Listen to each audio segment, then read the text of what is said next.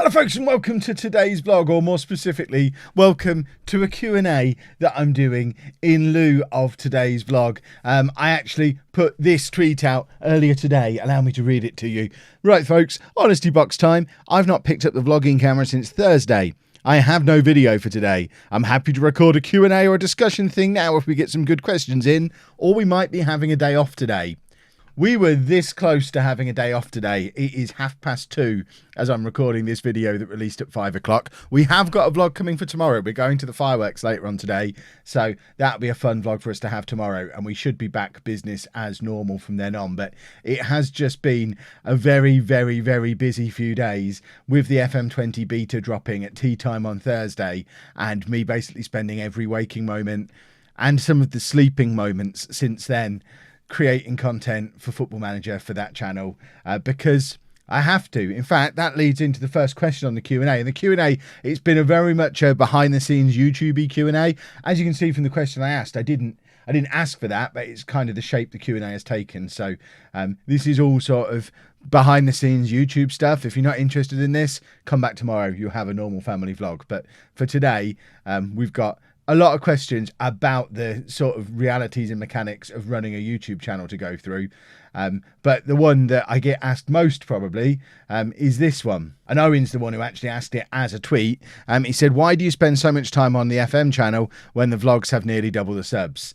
And that is a question I get asked regularly. It's a completely reasonable question if you don't really know how the behind the scenes background stuff of YouTube works. Because yeah, we've got 94,000 subscribers on this channel, I think, and 57,000 subscribers on the Football Manager channel. So to anyone who doesn't see the behind the scenes stuff, doesn't understand how it all works, it would make sense that this is my main channel. This is the one with the most subscribers. This is where the focus of my time should be, and the other ones should fit around this. But the reality of the situation is that's just not how it is, for a couple of reasons. Reason number one, and probably the most important one just from a family perspective, is that the majority of our income still comes from the Football Manager channel. It's probably YouTube because it's a much tighter niche than this channel. It's very much people who are, I mean, I say people, if you look at the analytics, it's very much men aged kind of 18 to 34 who have got a strong interest in football and video games. It is a really, really strong niche. The analytics support that it is pretty much exclusively serving that niche. And because of that, it's a really attractive niche for YouTube AdSense. So the amount of money I get paid for ads on that channel is roughly 3 times what it is on this channel. If you know the behind the scenes stuff, the CPM, my CPM on that channel is one of the highest CPMs you'll ever see on YouTube. It's crazy high because it's so accurately targeted. So to put that into context and into layman's terms, if I released 2 videos at the same time on the same day, one on that channel, one on this channel, if the one on that channel got 5,000 views and the one on this channel got 10,000 views, I'm still going to earn quite a lot more money out of the one on the other channel. So just finance wise, it makes a lot more sense to focus on the one that we earn the majority of our money through. We do still have issues on this channel from time to time of demonetization. There's all the worry that we've got as we hit January and the changes to family content as well, and we're not really sure where we stand on this channel. So there's lots of reasons why I prioritize that one. But even more than that, I think just from my own creative point of view and my own sanity, I started YouTube because I wanted to make Football Manager videos, and I kind of fell into vlogging, and I still enjoy doing the Football Manager videos more than anything else. That's the part I really, really love. I enjoy doing the vlog on the side. It's a fun little challenge to come out with a vlog every day. But if I could only do one, and neither of them paid me anything, or I guess even if they did pay me, if I had to go back to work tomorrow as a teacher and only had time to make 1 video a day, I'd make 1 Football Manager video a day and probably stop this channel, because that one, it's why I started YouTube, and it's awesome. I love it. Which kind of leads into the question from Miles as well, who said, who or what inspired me to make my channel? Keep up the great work. I love your content. Thank you, Miles. There wasn't really a who inspired me. The story of me starting YouTube is a weird one because Anna had been telling me to do it for years, and my response had always been, Yeah, I like the idea of it, because I've been podcasting since 2010, so I had all the gear that you would need to start doing YouTube, and I liked the sound of my own voice, and I enjoyed producing content, and I was used to that grind. But my response had always been I didn't know what I'd do on YouTube. I didn't think I had anything interesting to offer. And she said, like 3 years before I started, why don't you do Football Manager? You play it every day anyway. Why don't you do Football Manager videos? And I just said, who's going to want to watch Football Manager videos? It's a fun game to play, but surely it's going to be super boring to watch. And I kind of never really thought about it again. And then I guess, I can't believe I'm going to say this in a video. If this gets back to him, I'll never hear the end of it. But the thing that made me realise you could do Football Manager YouTube videos is a video popped up in my recommendations from Dr. Benji, who is still one of the bigger Football Manager YouTubers now. I'm catching him up, but he's still one of the bigger Football Manager YouTubers for the time being. But he did a video where he had a save file that was 1,000 years into the future, and he was going through that file, exploring that save, and he made it entertaining and made it fun. And it made me realize that it was possible to use Football Manager, which is fundamentally a fairly boring game. You wouldn't sit over someone's shoulder and just watch them playing it without them talking. And I find it very boring to watch anybody play it if they take it completely seriously. But it made me realise that Football Manager is a canvas that you can then paint entertainment and stories over the top of. And that just made something click in my head, and within probably 3 or 4 days of seeing that video, I'd started my channel, I'd made my first video, and I've pretty much made a Football Manager video every day since, and that's over 4 years now. So yeah, it's a combination of Anna planting the seed a long time ago, me always kind of wanting to do it but not really knowing what to do, and then Ben pushing me over the edge by showing me that you could actually do this game that I've been in love with for more than 25 years. It's probably the longest relationship I have in my life outside of my dad and my brother is with Football Manager, and it will probably always be that way. Stealthy Assassin said, what advice do you have for anybody starting a channel? I've just started myself. I've talked about advice for starting a new channel before. In fact, I have a whole series of advice for starting your own YouTube channel over on what I now call the Football Manager channel, but at the time I made the series, it was my only channel, because I made that probably around about the time I was hitting 10,000 subscribers, so about a year in. But most of the advice I gave in that video still stands today. My advice would be try not to be too hard on yourself. If you want to do it, do it. Decide how seriously you want to take it fairly early on, because that'll be the difference between you making a couple of videos a month because you enjoy the editing process or something like that, or okay, I really enjoy the grind of this and I want to achieve something, in which case you might throw yourself into daily content. But whichever one of those you do, my advice is always the same. Don't worry about anybody watching for your first 100 videos. Don't look at the view numbers. It doesn't matter. For the first 100 videos, just make videos for you. It doesn't matter if you don't even need to upload them, although you probably should upload them because they might be better than you think and you might start building an audience. But for those first 100 videos, it doesn't matter if nobody's watching. And I urge you not to even look at the subscriber number, the view number, if you can. I know it's hard to ignore those numbers, although I'm getting better at ignoring them these days. But yeah, for the first 100 videos, just make the videos that you would enjoy making, make them for you, make them so that you enjoy making them, and just try and make every single one better than the one before. And as long as you are doing that and you're giving it your maximum effort and you're making videos that you yourself would enjoy watching, and every time you put a video out, you can confidently say, yes, this is the best video I've ever made, and challenge yourself to get better every day, then that's the best training you can give yourself on YouTube. Once you get to 100 videos, that's the time to start reaching out to other creators in your genre. So if you're making Football Manager videos, reach out to someone like me. If you're making vlogs, reach out to someone like me, I guess, although I still don't think I'm a very good vlogger. But if you're doing makeup videos, reach out to somebody in that niche and say, look, I've been doing this for a few months now, or however long it takes you to get to 100 videos. Would you mind having a look at my latest video and giving me a little bit of feedback? And whenever I've asked anybody, they've always said yes. So I always say yes to people, as long as it isn't their first. If anyone ever sends me their first video or their 5th video, my response is always, look, I'm only going to look at your stuff once, unless it's really, really good. But if you know it needs improving, I'm only going to look at it once. I'm not going to watch your 1st and your 5th and your 10th and your 20th videos. I'm going to watch the video that you send me, and that's how I'll decide whether or not to ever watch another one. So don't send me your first video where you've not got your microphone plugged in properly. Send me your 100th one where you know you've got 99 other videos that aren't as good as this one. The best video you've ever made, your 100th video, send me that. And then I can give you some proper feedback, because then the feedback's not likely to be your microphone sounds a bit rubbish or the lighting's not very good, because these are things that you'll have fixed yourself over the course of 100 videos. Then you'd get more valuable feedback along the lines of try and make eye contact with the camera a little bit more, or try and eliminate ums and ers, which I know I'm guilty of sometimes, especially when I try and talk too fast. I sometimes get into the repetition, the habit of just the beat of having noise come out of my mouth, and if I can't think of what to say, I'll or I do it all the time, and I try not to, and that's one of the things I'm always working on. But you'll get more valuable feedback out of me if you've already fixed the easy stuff, the obvious stuff yourself. Which leads on to Harry's question. Harry said, have you got any advice on starting a blog? I'm assuming you mean vlog rather than blog, because I know nothing about blogging. So I'm assuming that's just autocorrect, changing it to vlog. So any advice on starting a vlog and making sure it's interesting every day? You're asking the man who's doing a Q&A 2 hours before the video is due out because he has nothing else. This is the biggest challenge I find with daily vlogging. It's why I think long term, I don't think we are going to be daily vlogging forever. We'll have been doing it for 3 years at the end of this year.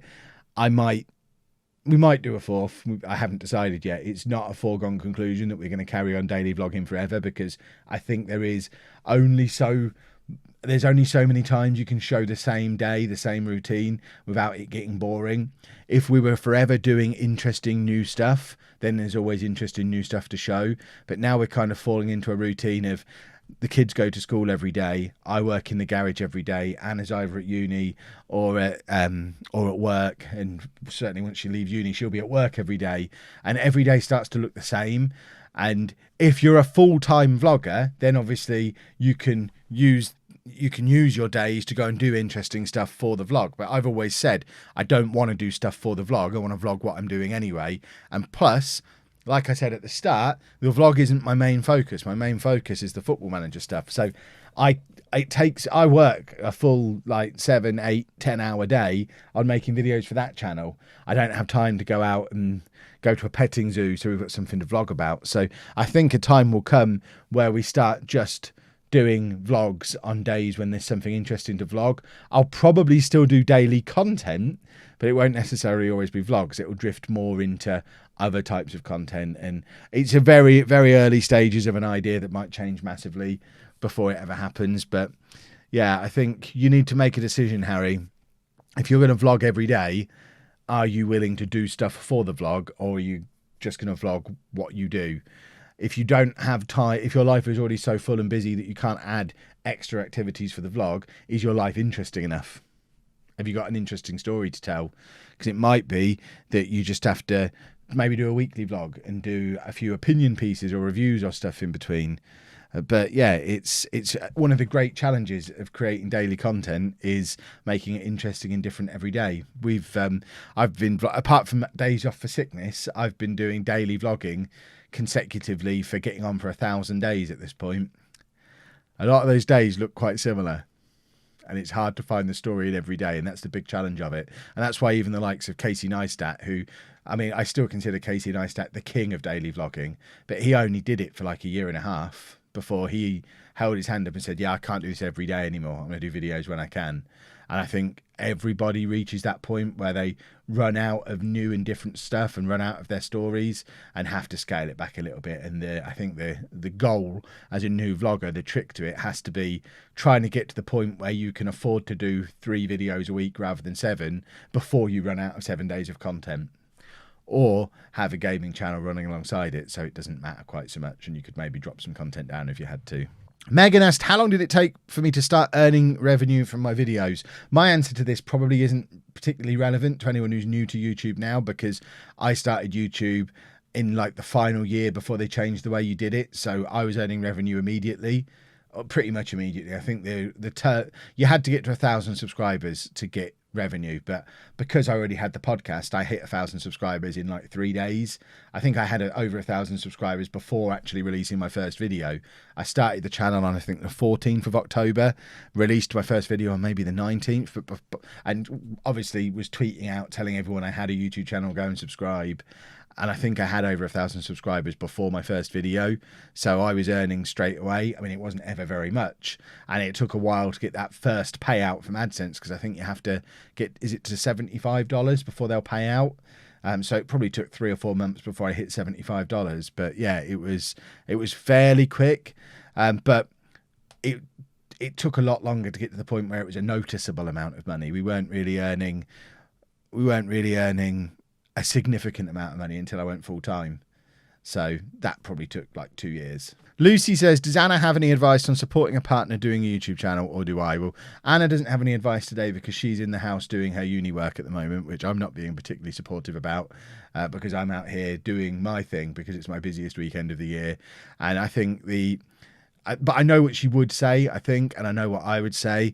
I think it's a conversation you need to have fairly early on. If you are looking to start a YouTube channel, your partner needs to be on board with it. They don't necessarily need to be part of the channel, but they need to understand what you're getting yourself into, because it can and will take over your life. Certainly if you make a success of it, I still stand by the fact the only way to make a success of YouTube is to work far too hard at it and put in far too many hours. And just work harder than everybody else. Even when I was teaching, I would get home from work at like 4 o'clock, prepare dinner, make dinner, wash up, get out into the garage at like 6:30 and stay out here until 2 in the morning making videos. And I'd do that 7 days a week. And I'd work during the day at the weekends as well. Anna didn't see a lot of me for the year that I was building the channel, but she understood why I was doing it, because I really thought that I could make a success of it and make it the thing that I wanted to do. So we kind of agreed to give me a year and see what I could do with it. And towards the end of that year, it became pretty clear that if I carried on pushing it, it probably could become my job. And we got there. But it's not something that everybody can realistically do, and you have to have that conversation with your partner. And as long as you're communicating with them and letting them know what you're trying to achieve and what you need to do to achieve it, you can decide whether that fits into your relationship. For us, Anna recognised the long-term benefits of, if I could make doing YouTube my job, it would mean I would be at home more, so I could be more helpful and supportive long term, to take on some of the carer responsibility with Andy, to give her the flexibility and schedule to be able to go back to uni. So there was a lot of bargaining in there. When I was giving up teaching, it wasn't a case of I'm going to give up teaching, become a YouTuber, now Anna, go do what you want. It was very much, I think I'm going to give up teaching to help you with the caring. And Anna said, well, if you do that, this is what I want. And it was, if you're going to go for your dreams, I'm going to go for mine at the same time. And we agreed that we were going to give it the 3 years. I was going to do this for at least 3 years, try and pay the bills doing this while she was at uni, so that I could fill in the slack while she was off doing that. And then at the end of the 3 years, which is coming now, we're 6 months away from it, we'd decide what the two of us were going to do next. Anna will go and start her career, and then we'll decide what works best for us as a couple. Do I go back into a real job, or do I carry on doing this? And that's a decision that we're going to have to make in the next 6 months or so. So yeah, just keep that communication open, and keep discussing your thoughts and plans, and work together. You've got to be a team. Nobody can build a YouTube channel on their own unless they live on their own, obviously. But if you are part of a family, you can only succeed at this if you've got the support of the whole family, whether that's support with them being in the videos or not. Which does lead into Nathan's question. What's Anna's opinion of me rushing her out of uni and home to play Football Manager? She laughed it off. She knew it was going to happen. It wasn't a surprise. I warned her that a day was coming, and she's been through this. This is the the fifth time since I've been a YouTuber that we've gone through the FM beta dropping. She knows what beta drop day is like, so she knew what to expect. So she was absolutely fine with it. Again, because it's something we talked about in advance. I warned her it was coming, and she knew that whether it dropped late last week like it did, or whether it dropped early next week, which was the other option, whichever one of those two options it dropped, I was going to be sat out here for like 5 days making videos. Because again, talking it through in detail with her, we both acknowledge, and she understands, that 5 days of work for me, I'll earn more money doing that than I earn in the last 3 months probably. And that's not an exaggeration. That's how important it is for me to be straight on top of this, straight at the top of the search results on YouTube. If you type FM20 into YouTube now, you should see my face. That's certainly how it was at the time of recording. And that's important because that brings new people into my channel. It grows the channel. It sends people towards my affiliate link, which is a huge source of income for the business at this time of year. And she understands. She fully understands all of it. Just a couple more. This has already gone on much longer than expected. I talk too much. Ben says, thinking back to a younger Kev, what 2 pieces of advice would you give yourself hypothetically if you could about adult life and paying bills and rent, etc.?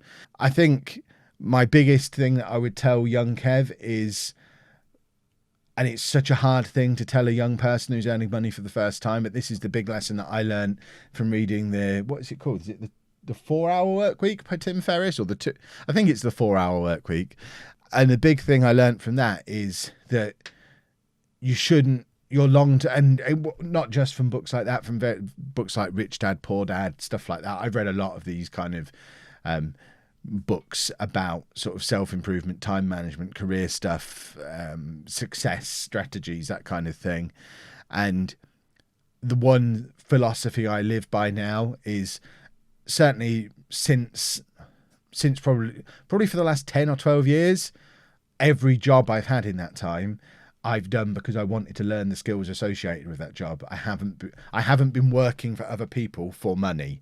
Yes, they pay me, but the only time I'm working, it's hard to explain because I'm not very good at explaining it, but the only time I'm really working for money is when I'm working for myself. If I'm going and working for somebody else, I'm doing that because I want to learn a skill, and I'll do it for as long as it takes me to learn that skill.